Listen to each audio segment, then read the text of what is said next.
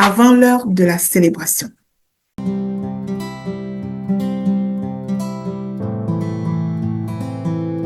Premièrement, qu'est-ce que j'entends par célébration? La célébration, c'est le moment où tu crois que Dieu a répondu à ta prière et tu es vraiment en joie. Tu as atteint l'objectif visé. Tu avais pensé quelque chose, tu soupirais après quelque chose et tu l'as accompli par la grâce de Dieu. C'est ça que j'appelle la célébration.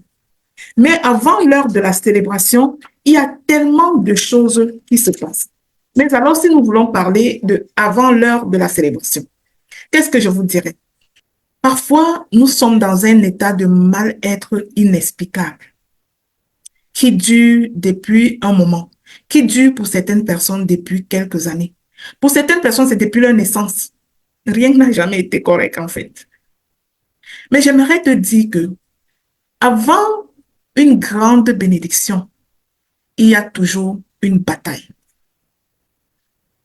Et l'heure de ta célébration dépend de ton attitude dans la bataille. Avant l'heure de la célébration, je le répète, il y a toujours une bataille. Il y a des moments dans la vie où tu as l'impression que l'attente devient interminable. C'est-à-dire, tu attends quelque chose, tu attends que ta situation change et tu as l'impression que ça devient interminable, que ça ne finit plus. Tu vis des luttes de toutes sortes et rien n'y fait.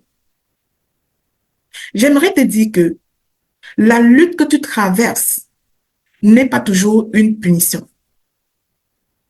Ce n'est pas une malédiction. Ce n'est pas une malchance. C'est la préparation. Ça s'appelle les épreuves.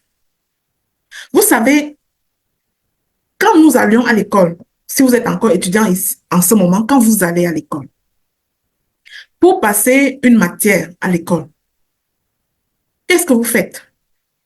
Qu'est-ce qui amène l'enseignant à dire que vous avez réussi une matière à l'école ou bien que vous avez passé pour la classe supérieure?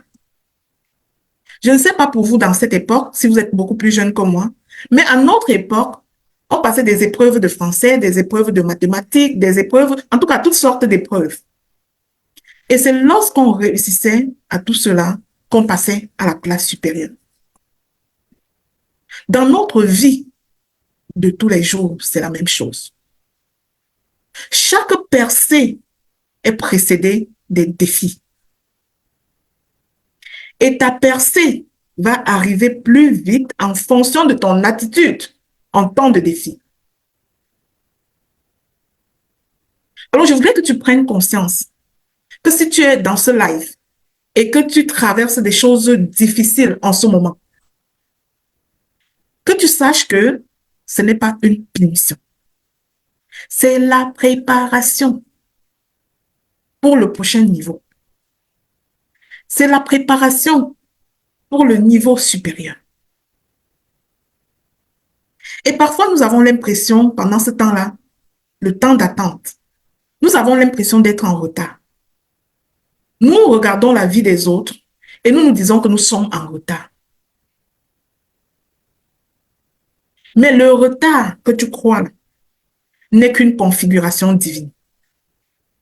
Au fait, Dieu est en train de te préparer pour le bon moment.